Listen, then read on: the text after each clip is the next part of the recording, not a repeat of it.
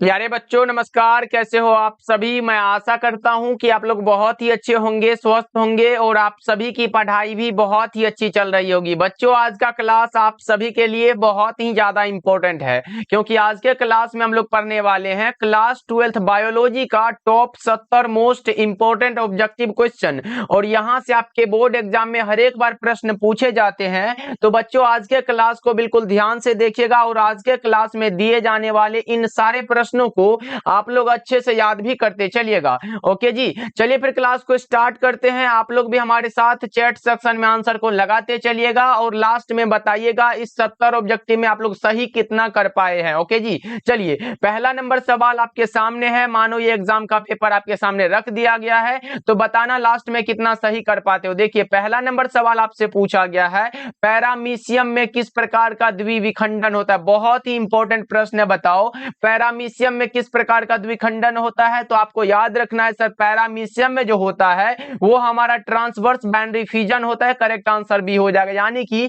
अनुप्रस्थ द्विखंडन होता है। बहुत इंपॉर्टेंट है। ओके जी, इंग्लिश और हिंदी दोनों मीडियम में दिया गया, सारे बच्चे अच्छे से क्लास को देखेंगे। चलिए दूसरा नंबर सवाल देखिए आपके सामने है, बताओ दूसरा नंबर सवाल ये रहा कि निम्नलिखित में कौन सी रचना अगुणित है। अगुणित वाला हमने कई बार बता चुका है बच्चों। निम्नलिखित में कौन सी संरचना है जो अगुणित है। तो आपको याद रखना कि हमारा अंडाणु भी अगुणित है और युग्मक भी अगुणित है, यानी कि बी और सी करेक्ट हो जाएगा।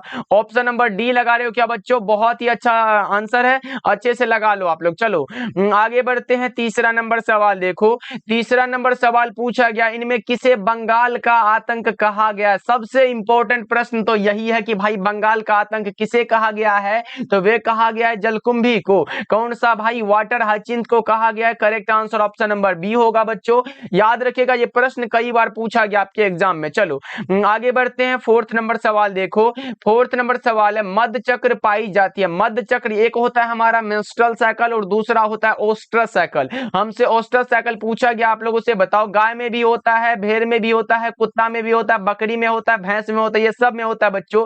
करेक्ट आंसर डी हो जाएगा। अगर मासिक धर्म मासिक चक्र का बात हो तो वो मानव में होता है, बंदर में होता है, चिंपैंजी, ये सब में क्या होता है, उसमें हमारा मध्य मेंस्ट्रुअल साइकिल होता है, उसमें इसमें क्या होता है, ओस्ट्रस साइकिल होता है। दोनों को याद रखोगे आप लोग। चलो आगे बढ़ते हैं। पांचवा नंबर सवाल देखो बच्चों, पूछा जा रहा है आप लोगों से, बताओ स्तनधारियों में निषेचन कहाँ होता है। बहुत ही अच्छा प्रश्न है, बताओ स्तनधारियों में जो निषेचन होता है वो कहाँ होता है। तो सबको याद होगा सर, वो फैलोपियन ट्यूब में होता है। सर ये क्या होता है, तो आपको याद रखना है निषेचन का यही एक वास्तविक स्थान है और यह नली जो है अंडाशय और गर्भाशय को जोड़ने का कार्य करती है। Correct answer option number D हो जाएगा बच्चों, याद रखना बहुत इंपॉर्टेंट है। ओके चलो आगे बढ़ते हैं। अगला नंबर सवाल है, शरीर के बाहर होने वाले निषेचन को क्या कहते हैं। बहुत ही अच्छा प्रश्न आ चुका है आप लोगों के सामने, बता दो शरीर के बाहर होने वाले निषेचन को क्या कहते हैं। तो उसे हम लोग कहते हैं इन विट्रो। क्या कहते हैं बच्चा पार्टी, इन विट्रो कहते हैं। और बच्चा पार्टी एक खुशखबरी यही है आप लोगों के लिए कि हमने एक नोट्स तैयार किया है जो आपके बोर्ड एग्जाम में आने का चांसेस उसका बहुत ही होता है। अगर लगता है कि अभी भी आपकी तैयारी नहीं हो पाई है तो बच्चों उस नोट्स को आप लोग जरूर ले लेना भाई। उसको अगर पढ़ लेते हो तो ये मेरा गारंटी रहा, कम से कम आप 70% से 75% से लेके 90% तक स्कोर कर सकते हो। अगर आप लोग उस नोट्स को अच्छे से पढ़ लेते हो तो हर एक सब्जेक्ट का तैयार किया गया है। अगर आप लेना चाहते हो तो हमारे इस नंबर पे कांटेक्ट करिएगा, आपको दे दिया जाएगा। ओनली 199 रुपीज है भाई, एकदम बहुत ही आसान है और बहुत ही सस्ता वाला है। तो अच्छे से ले लेना और पढ़ लेना भाई। पढ़ लेते हो तो उसके बाद मेरा गारंटी रहा अच्छा नंबर आ ही जाएगा। ओके चलो जी, ये जरूर ले लेना। उसमें रहेगा क्या सर, 200 ऑब्जेक्टिव रहेगा, उसके बाद शॉर्ट क्वेश्चन और लॉन्ग क्वेश्चन सारा दिया जाएगा आपको। इसलिए इस नंबर पे एक बार कांटेक्ट जरूर कर लीजिएगा आप लोग। चलो आगे बढ़ते हैं। अगला नंबर सवाल देखो, 7 नंबर सवाल पूछा गया, अगैब में वर्धी प्रजनन होता है किसके द्वारा। अगैब में जो वर्धी प्रजनन होता है वो होता है बुलबिल के द्वारा। किसके द्वारा होता है बच्चा पार्टी, बुलबिल के द्वारा होता है। करेक्ट आंसर ये हो जाएगा सर, बुलबिल का होता है। तो ये एक छोटे कंद के अंग जैसे होते हैं जो पौधे से निकल कर एक पौधे नए पौधे का निर्माण करते हैं। Correct answer answer option number A हो जाएगा। चलो आगे बढ़ते हैं, अगला नंबर सवाल देखो, 8 नंबर सवाल है आपके सामने। ये रहा प्रश्न, बताओ बच्चा पार्टी क्या होगा। आवृतबीजी पौधों में निम्नलिखित में से किस कोशिका के विभाजन के पश्चात दो नर युग्मक बनते हैं। दो नर युग्मक बनना वो हमारा जनन कोशिका में होता है। किस में होता है बच्चों, जनन कोशिका में हो जाता है। 8 का correct answer option number B होगा। जनन कोशिका का विभाजन दो नर युग्मक के निर्माण में होता है बच्चों, जो निषेचन में भाग लेते हैं। करेक्ट आंसर बी हो जाएगा। चलो आगे बढ़ते हैं, अगला नंबर सवाल है 9 नंबर सवाल, घास के बीज में प्रसल्क यानी कि स्कूटेलम को क्या कहते हैं। बहुत ही अच्छा प्रश्न है, बता दो घास के बीज में जो प्रसल्क होता है जिसे हम लोग स्कूटेलम भी बोलते हैं, उसको क्या कहते हैं, उसे हम लोग बीज पत्र कहते हैं। क्या कहते हैं बच्चों, बीज पत्र कहते हैं। स्कूटेलम वास्तव में हमारा बीज पत्र ही होता है, जो एक बीजपत्री पौधा में पाया जाता है। Correct answer option number B हो जाएगा। चलो आगे बढ़ते हैं, अगला नंबर सवाल देखो, 10 नंबर सवाल पूछा गया है।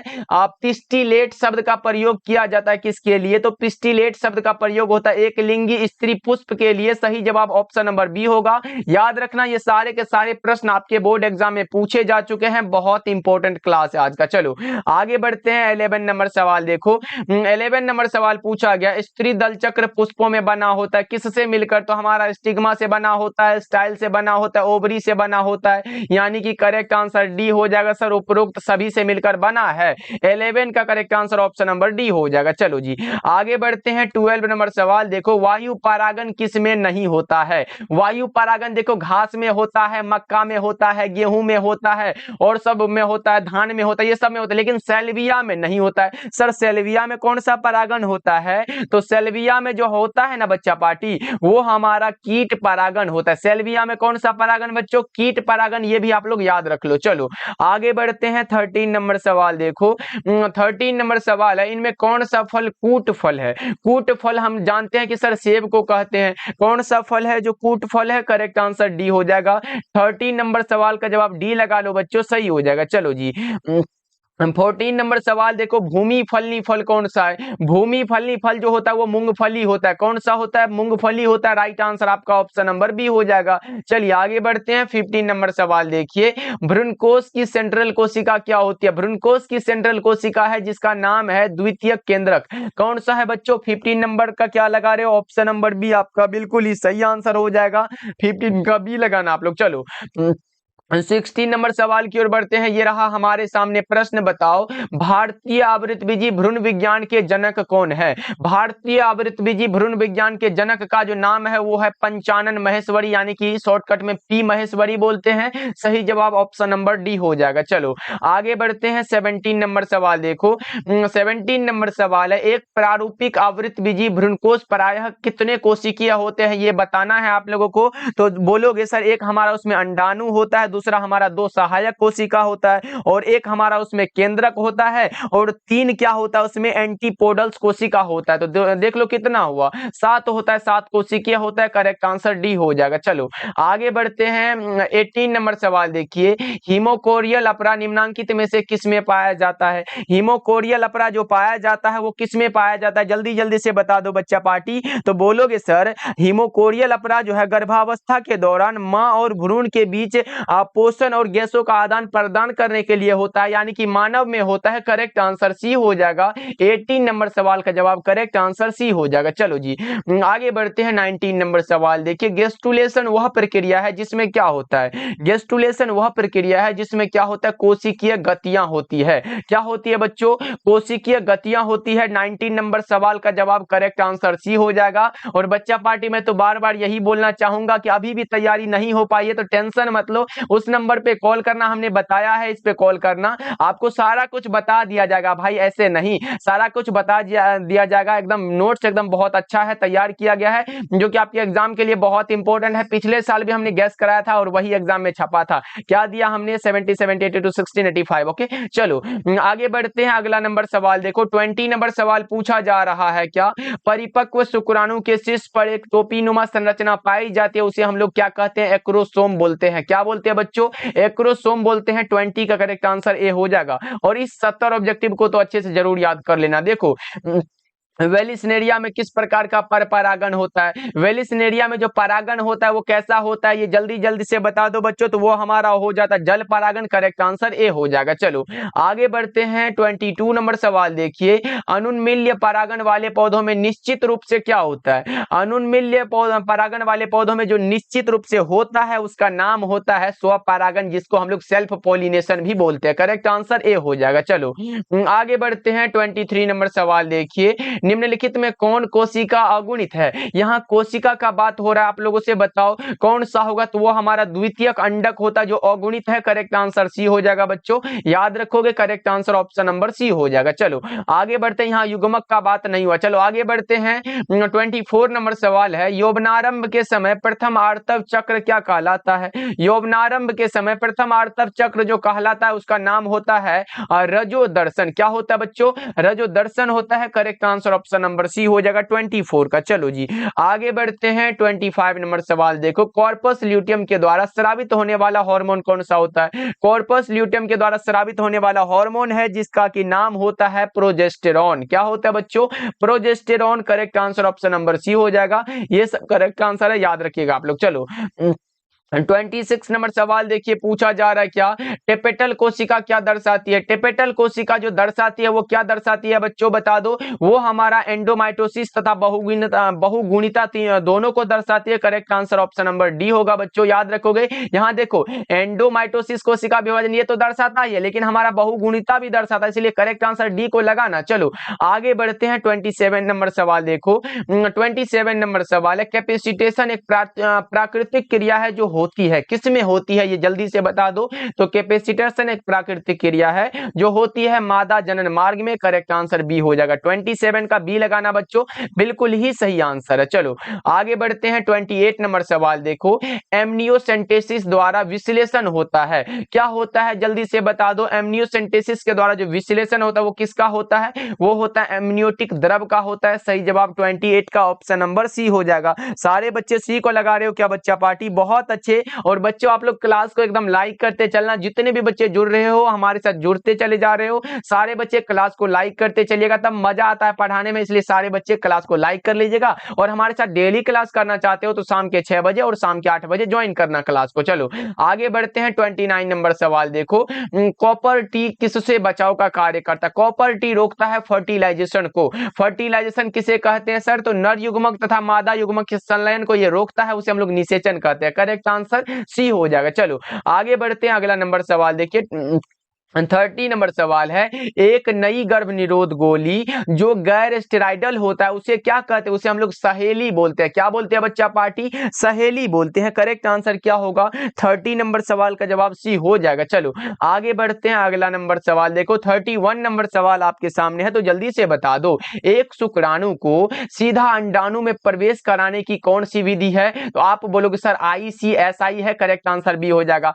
अब बता दो सर ये ICSI का पूर्ण रूप क्या होता है? तो वो हमारा होता है इंट्रासाइटोप्लाज्मिक स्पर्म इंजेक्शन होता है। Correct answer option number B हो जाएगा। चलो आगे बढ़ते हैं। 32 नंबर सवाल देखिए, जन्म नियंत्रण की सर्वाधिक उपयुक्त विधि कौन सी है? जन्म नियंत्रण की जो सबसे उपयुक्त विधि है जिसका नाम है बांध्याकरण। क्या होता है बच्चों? बहुत इंपॉर्टेंट है, आपको याद रखना है। बांध्याकरण एक अस्थायी गर्भ निरोधक उपाय है। इनमें क्या होता है, पुरुष के लिए वासेक्टोमी तथा महिलाओं के लिए ट्यूबेक्टोमी शामिल होते हैं। और यह विधि क्या करता है? पूर्ण रूप से गर्भधारण को रोक देता है। करेक्ट आंसर आपका डी हो जाएगा। चलो आगे बढ़ते हैं। अगला नंबर सवाल देखो, 33 नंबर सवाल है, मादा में मुख्य गर्भ निरोध किसे रोकती है? तो वो रोकती है अंडोत्सर्ग को। किसको? ओवुलेशन को। Correct answer option number A हो जाएगा। चलो अगला नंबर सवाल देखिए बच्चा पार्टी, निम्नलिखित में से कौन क्रोमोजोमीय विकार नहीं है? क्रोमोजोमीय विकार नहीं है, इसका मतलब हीमोफीलिया हो जाएगा। क्या आप बोलोगे सर हीमोफीलिया तब क्या है? तो हीमोफीलिया जो होता है ये अनुवांशिक विकार है। करेक्ट आंसर डी लगाओ बच्चों, डी लगाओ, बिल्कुल सही आंसर है। चलो आगे बढ़ते हैं। 35 नंबर सवाल है, निम्नलिखित में कौन सा कथन असत्य है? ये प्रश्न जो है अब की बारी आपके एग्जाम में आया हुआ है, तो बताओ निम्नलिखित में कौन सा कथन असत्य है? तो मैं बता दूं, इसमें जो होता है वो लक्षणों का निर्धारण कारक करते हैं, ये बिल्कुल सही है। कारक विविक्त होते, ये भी सही है। मटर में कारक जोड़ों में होते, ये भी सही है। लेकिन यहाँ अलील का आपस में सम्मिश्रण नहीं होता है भाई, और यहाँ पे दे दिया होता है, तो ये गलत हो जाएगा और यही हमारा असत्य वाला पूछा गया। करेक्ट आंसर डी होगा आपका, क्योंकि बच्चों आपको पता होगा एलील स्वतंत्र रूप से व्यक्त होते हैं, इनका कोई सम्मिश्रण नहीं होता है। करेक्ट आंसर डी हो जाएगा। ओके चलो आगे बढ़ते हैं। अगला नंबर सवाल देखो, 36 नंबर सवाल पूछा गया है, स्वबहुगुणिता कृत्रिम रूप से प्रेरित की जा सकती है किसके द्वारा? स्वबहुगुणिता कृत्रिम रूप से प्रेरित की जा सकती है किसके द्वारा? तो कोल्चिसिन के द्वारा। Correct answer option number C होगा, बिल्कुल ही सही आंसर है। चलो आगे बढ़ते हैं बच्चों, 37 नंबर सवाल देखिए, एक ही स्थान पर उपस्थित रहने वाले जीन जिनकी विभिन्न अभिव्यक्ति हो उन्हें हम लोग क्या कहते हैं? उसे हम लोग मल्टीपल एलील कहते हैं, यानी कि बहु एलील कह सकते हो। करेक्ट आंसर ए हो जाएगा। 37 का ए लगा रहे हो क्या बच्चा पार्टी? बहुत ही अच्छे हैं। चलो आगे बढ़ते हैं, 38 नंबर सवाल देखो। 38 नंबर सवाल है, मेंडल का ऐसा कौन सा नियम है जिसका कोई अपवाद नहीं है? मेंडल का ऐसा कौन सा नियम है जिसका कोई अपवाद नहीं है? तो वो हमारा हो जाता है विसंयोजन का नियम। कौन सा होता है बच्चों? विसंयोजन का नियम, जिसे हम लोग क्या कहते हैं? पृथक्करण का नियम भी बोलते हैं, आपको याद होगा। Correct answer option number B हो जाएगा। चलो आगे बढ़ते हैं, अगला नंबर सवाल देखो, 39 नंबर सवाल पूछा गया है, हीमोफीलिया क्या है? हीमोफीलिया क्या होता है बच्चों? ये लगा दो 39 नंबर सवाल का जवाब। तो हीमोफीलिया हमारा मेंडेलियन व्याधि होता है। अगर पूछे डाउन सिंड्रोम क्या होता है, तो वो हमारा गुणसूत्रीय व्याधि होता है, जो कि ऑप्शन बी में दिया गया। लेकिन हमें डाउन सिंड्रोम नहीं पूछा गया है, हमसे पूछा गया हीमोफीलिया क्या है, तो मेंडेलियन व्याधि है। Correct answer option number A हो जाएगा। चलो आगे बढ़ते हैं बच्चों, 40 नंबर सवाल देखो, पूछा गया है, हर्षे एवं चैज के प्रयोग का निष्कर्ष क्या था? तो हर्षे एवं चैज के प्रयोग का निष्कर्ष था कि विषाणु आनुवंशिक पदार्थ डीएनए है। कौन सा? Correct answer option number B होगा, विषाणु का होगा। यहाँ पे विषाणु का आनुवंशिक पदार्थ क्या होता है? डीएनए होता है। चलो आगे बढ़ते हैं बच्चों, अगला नंबर सवाल देखो, 41 नंबर सवाल है, यूरेसिल किससे संबंधित होता है? यूरेसिल जो संबंधित होता है वो आरएनए से संबंधित है। किससे है बच्चों? आरएनए से। करेक्ट आंसर ए होगा क्या? 41 का ए लगाए हैं सारे बच्चे क्या? बहुत अच्छे बच्चों, ऐसे ही लगाते चलो हमारे साथ आंसर को। चलो अगला नंबर सवाल देखो, 42 नंबर सवाल है, अंधापन के कुछ मामलों में इलाज में ग्राफ्टिंग हेतु दाता की आंख का कौन सा हिस्सा जो प्रयोग में ली जाती है, तो उसका नाम होता है कॉर्निया। कौन सा होता है बच्चों? कॉर्निया होता है। आप लोगों ने मानव नेत्र में फिजिक्स में भी पढ़ा होगा, ये एक पार्ट है कॉर्निया। चलो आगे बढ़ते हैं, अगला नंबर सवाल है 43 नंबर सवाल है, ट्रांसक्रिप्शन की समाप्ति किसके द्वारा की जाती है? ट्रांसक्रिप्शन की समाप्ति किसके द्वारा की जाती है? 43 नंबर सवाल का जवाब लगाओ क्या बच्चा पार्टी? उसका नाम होता है रो प्रोटीन। कौन सा होता है बच्चों? रो प्रोटीन के द्वारा ट्रांसक्रिप्शन की समाप्ति की जा सकती है। चलो आगे बढ़ते हैं, अगला नंबर सवाल ये रहा आपके सामने, डीएनए से एमआरएनए बनाने की क्रिया को क्या कहते हैं? डीएनए से एमआरएनए बनाना है तो इस क्रिया को हम लोग क्या कहते हैं? उसे हम लोग बोलते हैं ट्रांसक्रिप्शन। क्या बोलते हैं बच्चों? ट्रांसक्रिप्शन बोलते हैं। चलो आगे बढ़ते हैं, 45 नंबर सवाल देखिए, सैटेलाइट डीएनए निम्नांकित में से किसका एक उपयोगी साधन है? सैटेलाइट डीएनए इनमें से किसका एक उपयोगी साधन होता है? तो वो हमारा फोरेंसिक विज्ञान का होता है। किसमें दिया गया है? विधि विज्ञान जिसको बोलते, देख लो हिंदी इंग्लिश में फोरेंसिक साइंस यहाँ पे दिया भी गया। चलो आगे बढ़ते हैं, 46 नंबर सवाल देखिए, जीवन की रासायनिक उत्पत्ति का सिद्धांत किसके द्वारा दिया गया है? ये बहुत इंपॉर्टेंट प्रश्न है, जल्दी से बता दो, जीवन की रासायनिक उत्पत्ति का सिद्धांत किसके द्वारा दिया गया है? तो आप लगाओगे सर ओपेरिन एवं हॉल्डन के द्वारा। करेक्ट आंसर बी हो जाएगा। चलो 47 नंबर सवाल देख लो, क्या पूछा जा रहा है बच्चों, लेमार्कवाद को व्यक्त किया जा सकता है किसके द्वारा? लेमार्कवाद को व्यक्त किया जा सकता है, यह भी है कि आकार में वृद्धि है, प्रकृति का सीधा प्रभाव है, उपयोग अनुपयोग है, इनमें से सभी हो जाएगा। ये सारे के सारे क्या है हम लोग पढ़ते हैं लेमार्कवाद में। करेक्ट आंसर डी हो जाएगा। चलो आगे बढ़ते हैं, 48 नंबर सवाल देखो, डार्विन ने किस सिद्धांत का प्रतिपादन किया? प्राकृतिक चयन का। किसका बच्चों? प्राकृतिक चयन का। सही जवाब ए हो जाएगा, और इस प्रश्न को जरूर याद रखोगे, अब की बार यही प्रश्न आ सकता है। चलो आगे बढ़ते हैं, 49 नंबर सवाल है, 49 नंबर सवाल है, सबसे अधिक विकसित जीवों की श्रेणी में कौन आता है? सबसे अधिक विकसित जीवों की श्रेणी में आता है स्तनधारी। कौन आता है बच्चों? स्तनधारी आता है। करेक्ट आंसर डी हो जाएगा। चलो आगे बढ़ते हैं, अगला नंबर सवाल देखो, पृथ्वी की उत्पत्ति के समय वातावरण में कौन सी गैस है जो प्रेजेंट नहीं थी? जल्दी से बताओ, पृथ्वी की उत्पत्ति के समय वातावरण में कौन सी गैस उपस्थित नहीं थी? 50 नंबर सवाल का जवाब बता दो बच्चा पार्टी, वो हमारा हो जाएगा ऑक्सीजन। करेक्ट आंसर सी हो जाएगा। चलो आगे बढ़ते हैं बच्चों, अगला नंबर सवाल देखो 51 नंबर सवाल है, वे रोग जो एक संक्रमित व्यक्ति से दूसरे संक्रमित व्यक्ति में फैलते हैं उसे क्या कहते हैं। बहुत ही अच्छा प्रश्न है कि वे रोग जो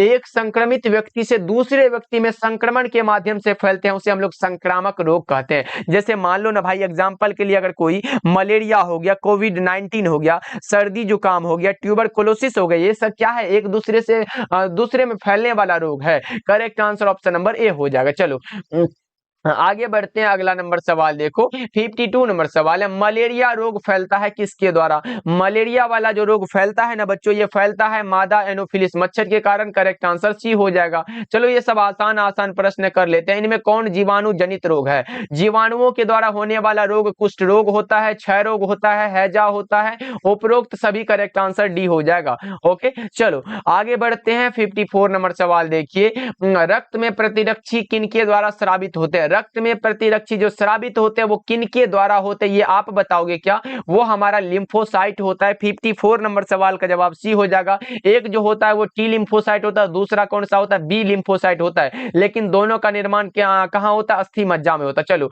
आगे बढ़ते हैं, अगला नंबर सवाल देखिए 55 नंबर सवाल है, केंद्रक प्रतिरोपण तकनीक की खोज किनके द्वारा की गई थी।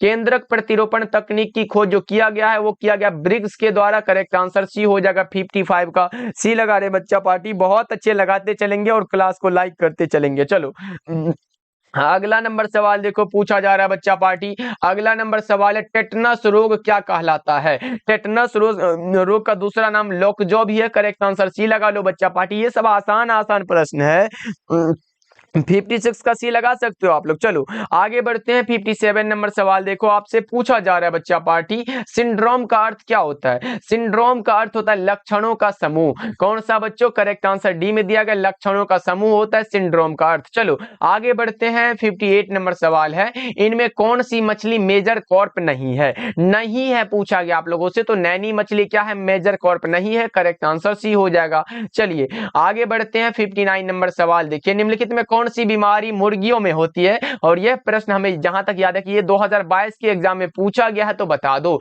मुर्गियों में कौन सी बीमारी होती है, तो रानी खेत। करेक्ट आंसर डी होगा और इसको जरूर याद रखोगे आप लोग। चलो आगे बढ़ते हैं 60 नंबर सवाल देखो, पूछा गया आप लोगों से, दलहनी खेत के जड़ पिंड में कौन जीवाणु पाया जाता है। दलहनी खेत के जड़ पिंड में कौन जीवाणु पाया जाता है, तो उसका नाम क्या होता है, जल्दी से बता दो बच्चा पार्टी। उसका नाम होता है राइबोजियम। क्या होता है बच्चों, राइबोजियम होता है, जो कि एक प्रकार का जीवाणु है। करेक्ट आंसर ए हो जाएगा। चलो आगे बढ़ते हैं बच्चों, अगला नंबर सवाल देखो 61 नंबर सवाल है, गोबर गैस प्लांट में कौन सा जीवाणु प्रयुक्त होता है। गोबर गैस प्लांट का यहाँ पे बात हो रहा है, कौन सा जीवाणु प्रयुक्त होता है, तो उसका नाम होता है मेथेनोजेंस। करेक्ट आंसर डी हो जाएगा। ओके चलो 61 का डी लगा लो बच्चों। चलो आगे बढ़ते हैं 62 नंबर सवाल, ये रहा आपके सामने, बताओ किधर गया 62 नंबर सवाल, ये रहा, जल्दी जल्दी से बता दो बच्चा पार्टी। ये रहा आपके सामने प्रश्न, निम्नलिखित में से किस विधि से पुनर्योगज डीएनए को सीधे जंतु कोशिका के केंद्र के अंतःक्षेपित में किया जाता है। जल्दी से बताओ बच्चा पार्टी, निम्नलिखित में से किस विधि से